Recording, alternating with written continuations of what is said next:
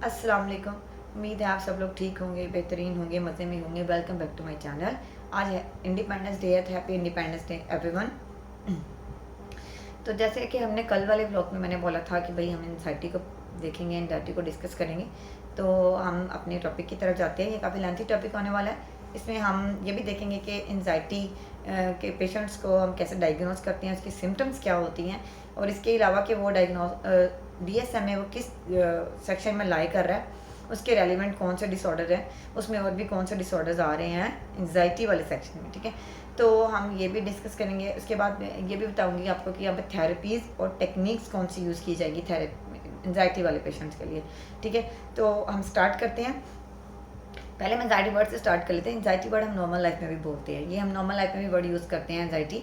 तो ये होता है कि भाई अगर आपके लाइफ में कोई परेशानी है, कोई वर्क रिलेटेड या किसी भी चीज़ के रिलेटेड है पे, आपने उससे अच्छे तरीके से, बेहतरीन तरीके से कोप कर लिया, आपने उससे जनरेट होने वाले स्ट्रेसर को अच्छे तरीके से आपने डील कर लिया, तो वो एक नॉर्मल पर्सन ईजिली डील कर लेता है, आया और गया। ठीक है, तो इससे ये होता है कि उसमें जो वो सिचुएशन, जो प्रपोर्शन, जो उस कह लें कि जो उस प्रॉब्लम की प्रपोर्शन से रिलीज़ होने वाला स्ट्रेस था या जो एंजाइटी थी, वो आई और गई। उसने उसको अपने ऊपर, उसके अपने कॉजेज, उसके इफेक्ट अपने ऊपर नहीं आने दिए, वो एक नॉर्मल चीज़ में चली गई। बेसिकली अगर वही स्ट्रेसेस आप रेगुलर एक्सपीरियंस कर रहे हैं, फ्रीक्वेंट एक्सपीरियंस कर रहे हैं और उससे ओवरकम नहीं कर रहे, उसको कंट्रोल नहीं कर पा रहे, वो डेली आपकी एक्टिविटीज़ को डिस्टर्ब कर देता है, आपकी वर्क प्लेस पे, आपकी हर जगह पे, तो वो जो एंजाइटी है वो एक वर्स कंडीशन की तरफ चली जाती है। अब कैसे होता है कि एंजाइटी जब होती है उसमें फीलिंग्स सबसे ज़्यादा जनरेट होती हैं। तो वो ये होता है कि आप में फेयर आ जाता है, ड्रेडनेस आ जाती है, और इसके अलावा आप में स्वेटिंग होने लग जाती है, आप अनइजीनेस फील करते हो, रेस्टलेसनेस आपको रहती है, आपकी दिल की धड़कन तेज़ हो जाती है। ठीक है, और जो उससे स्ट्रेस की जो उससे रिडक्शन हो रही होती है स्ट्रेस की, वो आपसे नहीं हो रही होती। ये इन सब एलिमेंट्स जो हैं वो मिलके आपकी एंजाइटी वर्स कर देते हैं। कि सब एंजाइटी में हो रहा होता है, नॉर्मल पर्सन के साथ भी हो रहा होता है, वो तो इससे ओवरकम कर लेता है, उसे लेट इट गो कर देता है। मगर कुछ लोग उसको लेट इट गो नहीं कर पाते, तो वो थोड़ी सी सिवियरिटी की तरफ चले जाते हैं, उनको भी कंट्रोल किया जा सकता है। एनीवेज, ज़्यादातर जो डिफ़िकल्टी होती है एक्सपीरियंस इन जो हो रहे होते हैं वो ये होती है कि आप बहुत से लोगों ने ये एंजाइटी जो है वो कहाँ ट्रिगर हो रही होती है, वो चाइल्डहुड एक्सपीरियंस से हो रही होती है। चाइल्डहुड एक्सपीरियंस में क्या आ जाता है, उसमें एडोलेसेंस आ जाती है, उसमें अडल्टहुड आ रहा होता है, मतलब ये इन एजेस में ट्रिगर हो रही होती है।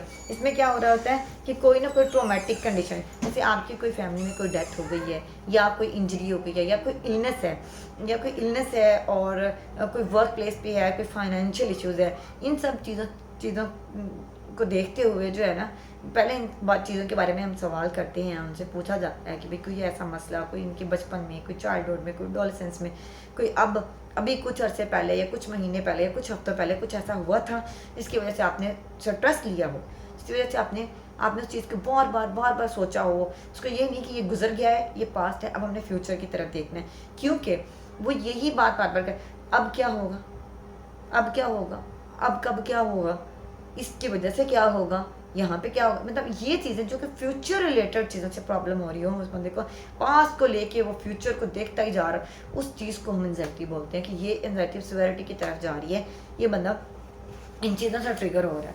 ठीक है, तो वो उस चीज़ को या उस इलनेस को या उस जो भी प्रॉब्लम उसको हो रहा होता है, किसी की डेथ का, कोई चाइल्ड का, कोई किसी भी चीज़ का, तो वो उस चीज़ उस स्ट्रेसर को कोप ना कर रहा हो, उस स्ट्रेसर को बार बार फ्रीक्वेंट वही चीज़ वो जो है वो फील करी जा रहा हो, एक्सपीरियंस करी जा रहा हो, तो वो एंजाइटी होती है।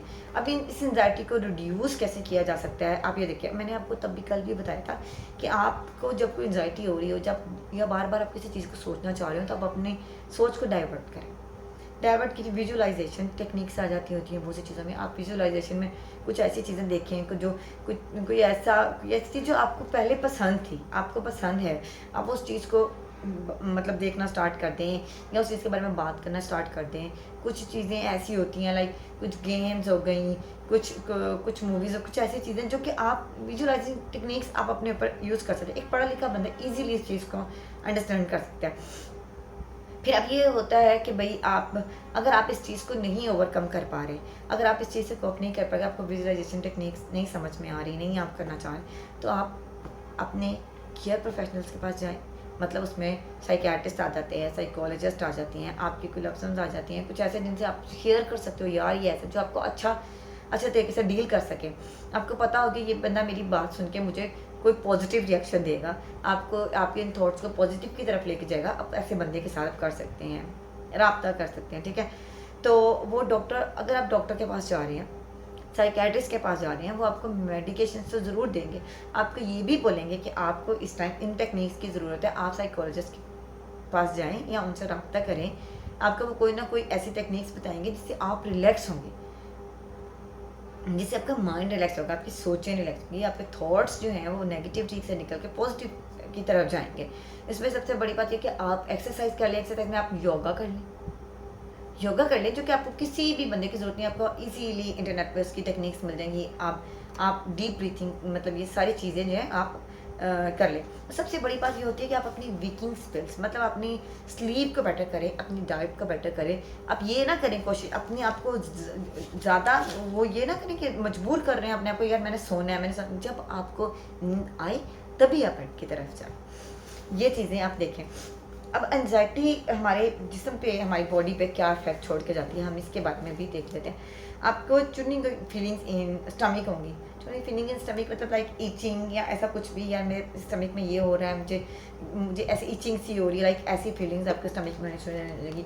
फिर feeling light headache, easiness, dizziness होनी शुरू हो जाएगी, अनईजीनेस हेडिक में कि भाई यार मेरे सर में दर्द हो रहा है, मुझे सर भारी भारी हो रहा है, मतलब ऐसी फीलिंग्स ना जो आपको रेस्टलेसनेस दे, मतलब आपको सुकून, रेस्टलेसनेस दे, आपको सुकून ना दे रही हैं।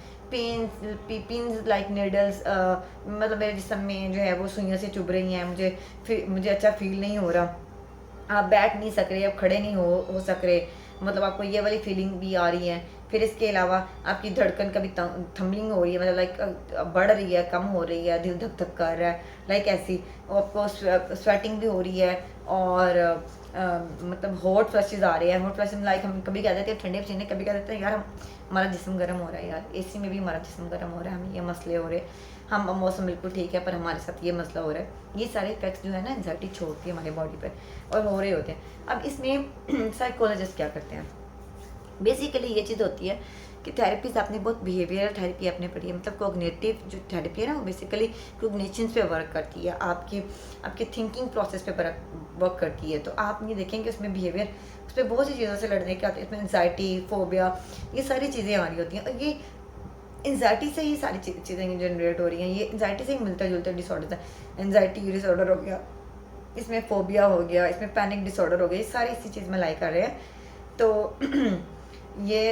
और ये सारी चीज़, इन सब चीज़ों के लिए क्या बोला जाता है कि यार इसे कोग्निटिव बिहेवियर थेरेपी, क्योंकि इसके थॉट्स पे वर्क किया जाए। आपके थॉट्स सब डिस्टर्ब हो रहे हैं, फियर एक वर्ड जो है ना, ये एक कोई हाई मतलब लेवल का वर्ड नहीं है कि आप कहें कि भाई मुझे डर है तो ये डर बहुत लेवल का बन जाएगा, नहीं।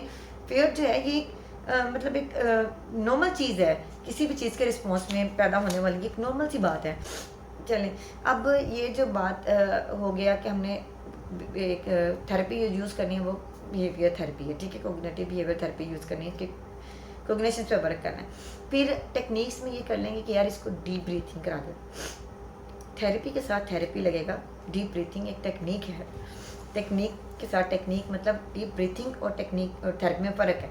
थेरेपी में बहुत से पॉइंट्स को लेके चलना होता है, उनके कोग्निटिव को, उसके पॉजिटिव और नेगेटिव थॉट्स को लेट डाउन करना होता है कि ये अब ये चीज़ सोच रहा है, अब ये चीज़ सोच रहा है, इनके ऊपर कब कैसे वर्क करना है, उस पेशेंट के हिसाब से, एक इंडिविजुअल के हिसाब से आपको लेके चलना होता है। अब उसको ये बोलते हैं, एक्सरसाइज बताते हैं, कोई ना कोई योगा बताती हैं, ठीक है। फिर आप ये भी कह देते हैं कि अगर वो स्टेबल पेशेंट है, मतलब आप ये देख रहे हैं कि वो मेडिकेशन और थेरेपी से स्टेबल हो रहा है, तो आप उसे ये कहते हैं आपको बुक्स पढ़ने का शौक़ है तो आप रीडिंग करें, ठीक है। आप मेडिकेशन स्टार्ट हो गई, रीडिंग स्टार्ट, सोशलाइजिंग आप उन्हें बोलना स्टार्ट कर देते हैं कि यार आप सोशलाइज हुआ करो, आप अपने दोस्तों के पास उठा बैठा करो, कोई अच्छी कम्युनिटी, शाम में बाहर निकला करो, एक्सरसाइज कर ली, बैठ लिया, उठ लिया, इर्द गिर्द के लोगों को देख लिया, स्पीक विद अपनी एज के लोगों से बातें करना स्टार्ट करें। क्योंकि कई दफ़ा लोग ऐसे होते हैं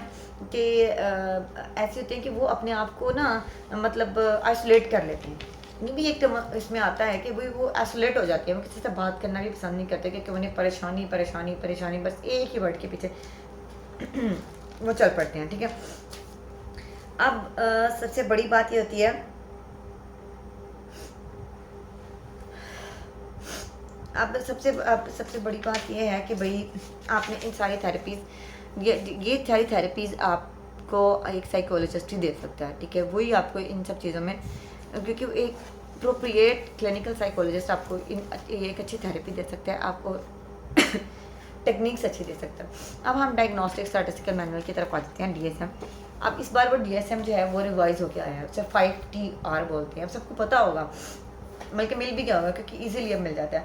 उसमें सेक्शन नंबर 2, सेक्शन नंबर 1 तो DSM में आ जाता है ना, उसका मतलब इंट्रोडक्शन आ गया, मैनुअल की वो बातें आ गई।